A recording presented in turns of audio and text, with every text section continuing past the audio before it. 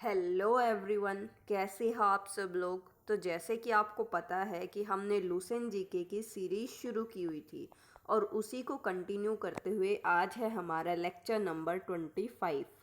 तो ब्रेक के बाद अब जो वीडियोस है वो रेगुलर आएंगी। तो 25th लेक्चर में आज हम पढ़ेंगे प्री हड़प्पन एज के बारे में, हड़प्पन एज के बारे में और पोस्ट हड़प्पन एज के बारे में।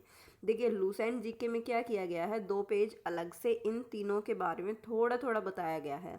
फिर उसके बाद आयरन एज दे रखी है और फिर फर्दर क्या है, जो हड़प्पन एज से इंडस वैली सिविलाइजेशन, उसको क्या किया है, बहुत ही अच्छे से एक्सप्लेन किया है, फिर दिया गया है। तो आज हम जो है वो थोड़ा सा ओवरव्यू पढ़ेंगे इन तीनों के बारे में। ठीक है, तो चलिए स्टार्ट करते हैं हमारा आज का लेक्चर। तो देखिए ये दे रखा है इन्होंने नीचे, सबसे लास्ट में आपको स्क्रीन पे दिख रहा होगा प्री हड़प्पन एज के बारे में। तो सबसे पहले तो क्या है, इसका टाइम पीरियड दे रखा है 3500 बीसी से 2500 बीसी। मतलब ये क्या है कि जो चालकोलिथिक एज थी ना, उसी को हम मान सकते हैं कि उसी टाइम पीरियड में ये कंटिन्यूसली चल रही थी। या फिर हड़प्पन एज में भी मतलब उन जो भी लोग रहते थे हड़प्पन एज में, उनको क्या था, कॉपर वगैरह को भी उनका बहुत ज़्यादा उनको ज्ञान था। तो इसीलिए क्या है, ये दोनों साइमल्टेनियसली चल रही थी। तो प्री हड़प्पन एज मतलब जो हड़प्पन एज से पहले का जो पीरियड था वो क्या है, प्री हड़प्पन एज के अंदर इंक्लूड किया गया है। और सबसे पहले हम कह सकते हैं कि ये क्या है, एक ट्रांजिशन फेज था। यानी कि बीच का जो मिक्स फेज होता है ना, नियोलिथिक एज से पहले और हड़प्पन एज के बीच का जो थोड़ा सा टाइम पीरियड था, उसको हम कहते हैं प्री हड़प्पन एज।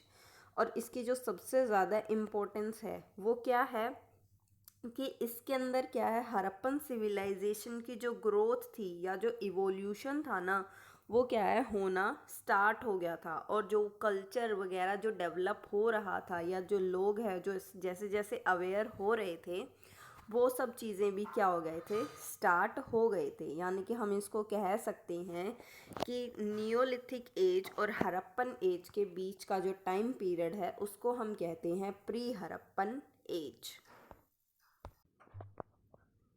और इसकी क्या है, हमें कुछ साइट्स देखने को मिलती हैं अलग अलग जगहों पे।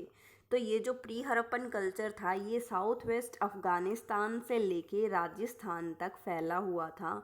और उसकी जो मोस्ट इम्पॉर्टेंट साइट्स हमें मिली है, तो देखिए साउथ वेस्ट अफ़गानिस्तान में क्या है, मुंडीगक नाम की बहुत ही ज़्यादा इम्पॉर्टेंट साइट है। फिर है देह मोरासी नॉर्दर्न बलूचिस्तान की, यानी कि अगर पाकिस्तान की बात करें तो वहाँ पे क्या है, झोब कल्चर भी फैला था, क्वेटा कल्चर भी।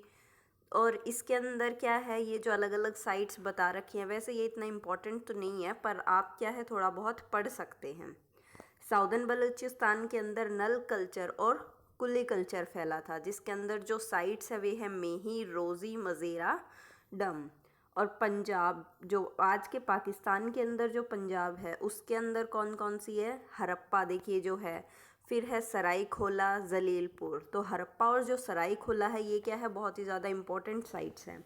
फिर सिंध पाकिस्तान के अंदर अगर हम बात करें तो है अमरी, कोट डिज़ी और मोहनजोदारो। हरियाणा की अगर हम बात करें तो ये देखिए बनावली भी लिखा हुआ, और कहीं कहीं पे क्या है, ये बनावली भी मिल सकता है।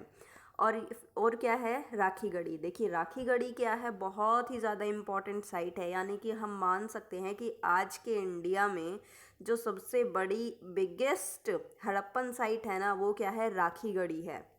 राजस्थान की बात करें तो सोटी और कालीबंगन क्या है, इम्पॉर्टेंट है। देखिए कालीबंगन का नाम क्यों पड़ा, क्योंकि यहाँ पे क्या है, बेंगल्स मिली थी ब्लैक कलर की, इससे इसका नाम क्या पड़ गया, कालीबंगन।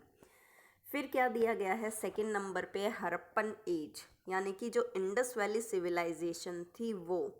तो इसका जो टाइम पीरियड था इंडस वैली सिविलाइजेशन का, वो था 2500 बीसी से लेके 1750 बीसी तक। तो इसके क्या है, कुछ अलग अलग नाम्स हमें देखने को मिल सकते हैं। यानी कि इसी को हम हड़प्पा एज भी कहते हैं, इसी को हम हड़प्पन सिविलाइजेशन, इंडस सिविलाइजेशन और इंडस सरस्वती सिविलाइजेशन भी कहते हैं। तो इसका अलग देखिए, सबसे पहले तो ये है कि भाई इसका नाम हड़प्पन सिविलाइजेशन क्यों पड़ा। तो इसका जो नाम है, देखिए सबसे पहले जो साइट डिस्कवर की गई थी ना, सबसे पहले तो वो की गई थी हड़प्पा। तो जो फर्स्ट डिस्कवर्ड साइट होती है ना, आर्कियोलॉजी के हिसाब से कोई भी फर्स्ट साइट अगर डिस्कवर की जाती है तो पूरी की पूरी सिविलाइजेशन का नाम उसी के ऊपर रखा जाता है। इसीलिए हम इसको क्या कह देते हैं, हड़प्पन सिविलाइजेशन कह देते हैं। इसीलिए इसका नोमेनक्लेचर यानी कि नाम क्या रखा गया, हड़प्पन सिविलाइजेशन। फिर इंडस सिविलाइजेशन क्यों रखा गया, क्योंकि ये जितनी भी सिविलाइजेशन बसी हुई थी ये सारी की सारी इंडस नदी यानी कि सिंधु नदी के किनारे हमें देखने को मिलती है। यानी कि ये सारी की सारी कहाँ पे डेवलप हुई थी, इंडस नदी के किनारे पे। फिर थर्ड है इंडस सरस्वती। देखिए इंडस तो इंडिया में तो बहुत ही कम है, बाकी तो बाद में तो पाकिस्तान में चली जाती है ना ये। और इंडिया में कौन सी मोस्ट इम्पॉर्टेंट नदी थी उस टाइम पे, तो वो थी सरस्वती। इसलिए हम इसको क्या कहते हैं, इंडस सरस्वती सिविलाइजेशन भी कहते हैं। हालांकि अगर आज की बात करें तो आज जो सरस्वती नदी है वो क्या है, एक तरीके से लुप्त हो चुकी है, जो कि हरियाणा में बहुत ही ज़्यादा मतलब बहुत ही बड़ी उसमें फैली हुई थी और काफ़ी एरिया कवर करती थी। लेकिन आज क्या है, ये नदी जो है एक्सटिंक्ट हो चुकी है।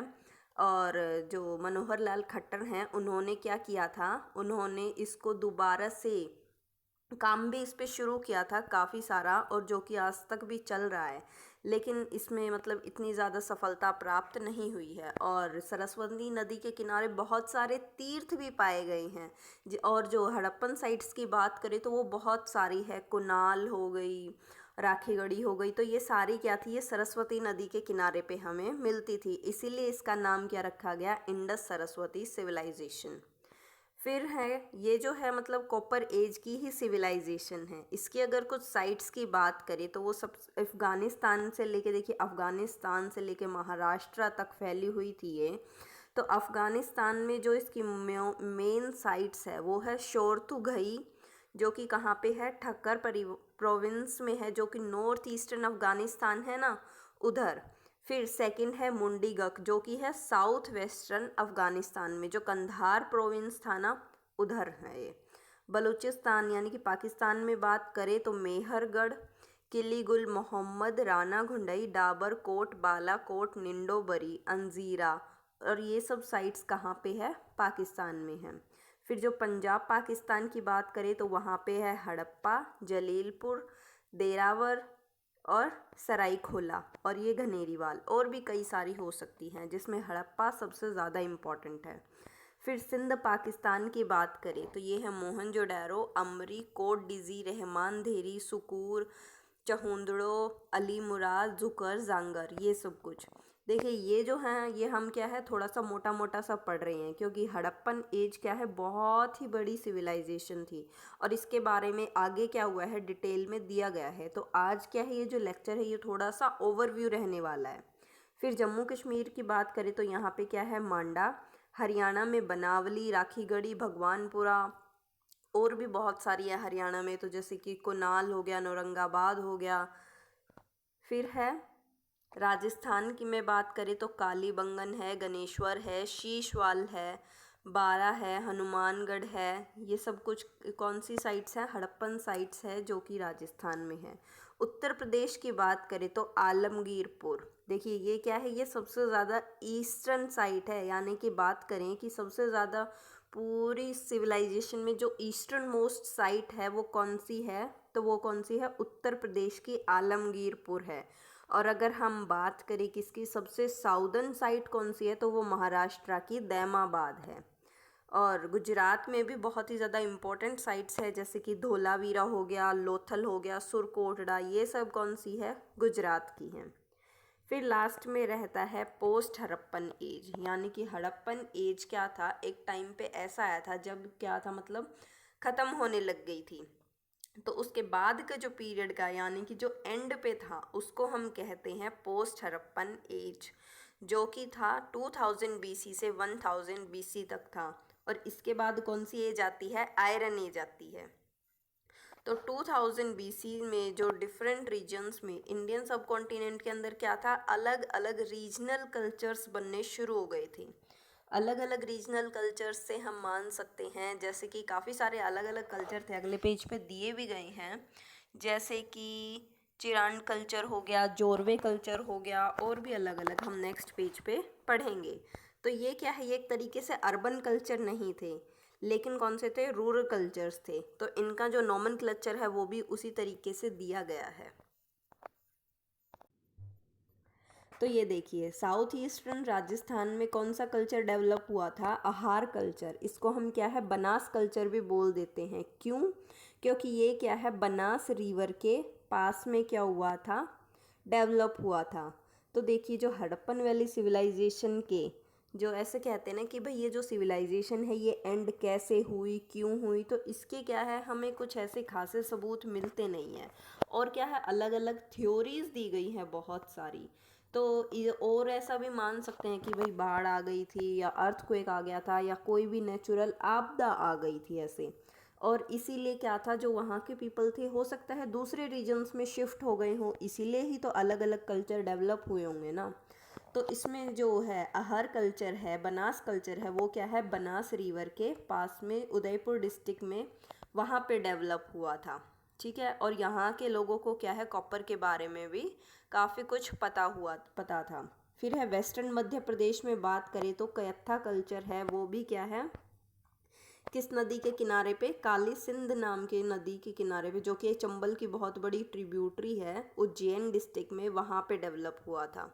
ठीक है, फिर वेस्टर्न महाराष्ट्र में बात करें तो स्वालदा कल्चर है, फिर जो कि ताप्ती रिवर के ऊपर हुआ था। साउथ वेस्टर्न गुजरात की अगर हम बात करें तो वो है प्रभास कल्चर है, जूनागढ़ डिस्ट्रिक्ट के अंदर। मध्य प्रदेश में बात करें तो नवेड़ा टोली हो गया, या मालवा कल्चर है। ठीक है, फिर वेस्टर्न बिहार के अंदर अगर हम बात करें तो ये क्या है, चिरांड जो साइट है वो कहाँ पे, सारण डिस्ट्रिक्ट में।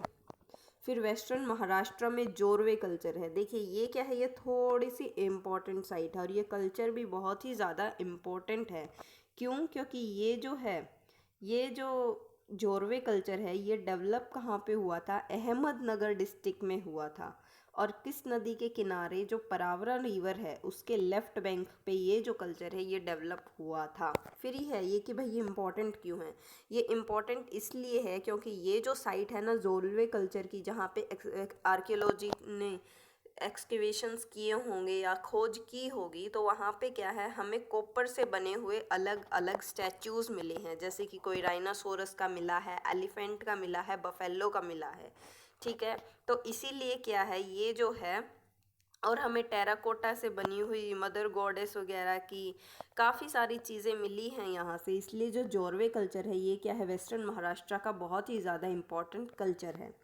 फिर अगर हम मिडल गुजरात की बात करें तो मिडल गुजरात में हमें मिला है रंगपुर कल्चर, और इसका जो नदी का ये जो नॉमेनक्लेचर है ये इस साइट के ऊपर ही दिया गया है, यानी कि जो हमें साइट थी ना, रंगपुर नाम की जो साइट हमें मिली है उसी के ऊपर क्या है, ये कल्चर, इसको नाम दे दिया गया। और ये क्या है, भादर नदी के किनारे पे ये जो कल्चर था ये डेवलप हुआ था। तो आज की वीडियो इतनी ही।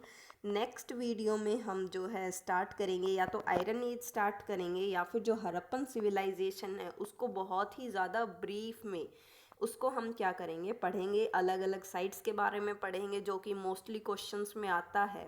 हर बार क्वेश्चंस कैसे आते हैं, या तो ऐसे आता है कि भाई ये जो साइट है ये कहाँ पे मिली है, कहाँ पे है, या फिर इस साइट से हमें क्या है, क्या क्या देखने को मिलता था, या फिर हड़प्पन वैली सिविलाइजेशन की खास बातें के बारे में पूछा जाता है। जैसे कि पीसीएस वगैरह में जो स्टेट पीसीएस होते हैं उसमें काफ़ी सारी बार पूछा जाता है कि भाई हड़प्पन वैली सिविलाइजेशन की खास बात क्या थी। तो खास बात क्या थी कि भाई उनका जो ड्रेनेज सिस्टम था, जो नालियों वगैरह का सीवेज सिस्टम था, वो क्या था, बहुत ही अच्छी तरीके से वेल डेवलप्ड था, कवर्ड था, सभी के घरों में कुएं थे, और क्या था, काफ़ी सारी चीज़ें जो हैं उनका मतलब बहुत ही ज़्यादा करेक्टरिस्टिक्स अलग अलग थे। रूरल कल्चर था, जो दो साइड्स होती थी, एक मेन जो सिटी होती थी वो क्या थी, थोड़े से माउंट के ऊपर बनी रहती थी ऊंचाई पे, सभी फोर्टिफाइड थी, चारों तरफ दीवारें होती थी। तो ये सब चीज़ें क्या करेंगे हम, नेक्स्ट जो लेक्चर हमारा आएगा हड़प्पन वैली सिविलाइजेशन, उसके हम अंदर क्या है बहुत ही ज़्यादा ब्रीफ में करेंगे। तो आज के लिए बस इतना ही। Thank you